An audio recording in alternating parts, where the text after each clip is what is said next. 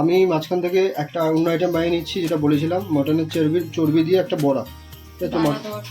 তো মটনের চর্বিটা বড়া করার জন্য আমি ফার্স্টে ওই মটন কষা থেকে হালকা পেঁয়াজ, ম্যারিনেট করা আদা রসুন, একটু লঙ্কা রেখে দিয়েছিলাম আলাদাভাবে। তো এর মধ্যে আমি মাটনটা দেবো, মাটনটা পিস পিস করে কেটে কেটে দেবো, ছোটো ছোটো পিস করে। মাটনের চর্বি পিস করে নিয়েছি ছোটো ছোটো করে। তো এর মধ্যে এখন দিয়ে দেবো কুচানো পেঁয়াজ, পরিমাণ মতো কুচানো পেঁয়াজ দিয়ে দিলাম।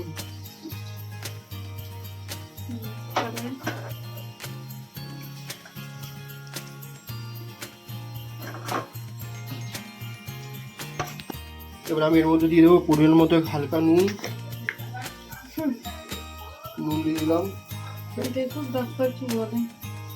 পরিমাণ নুন দেওয়ার পর আমি এর মধ্যে দেবো পরিমাণ মতো বেসন দেবো।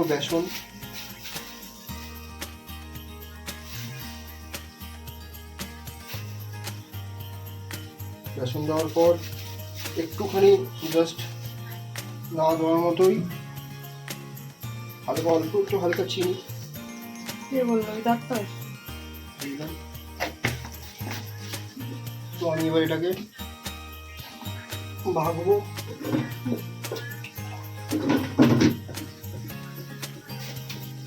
জল দিয়ে ফার্স্টে এমনি নর্মাল একটু মিশিয়ে নিয়ে পেঁয়াজটাকে শুকিয়ে নিয়ে অল্প জল দেবেন আপনারা, কেন পেঁয়াজ দিয়ে জল দেবেন।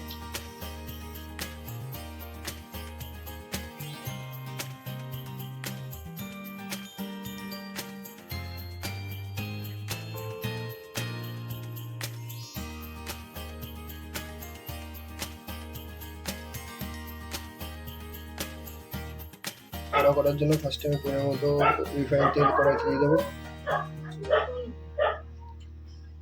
রিফাইন তেল পরিমাণ মতো দিয়ে দিলাম কড়াইতে চর্বি বড়া করার জন্য।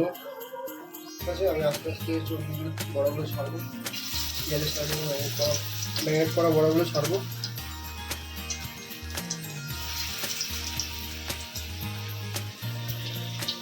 বড়াগুলো আমি ছেড়ে দিয়েছি, হালকা করে তেলটা আমি দেবো, তাড়াতাড়ি আরও বড়টা হবে।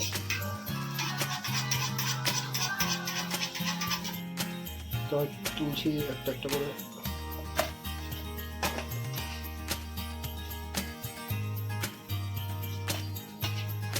এই আইটেমটা বানিয়ে দেখবেন, খেতে খুব টেস্টি লাগে।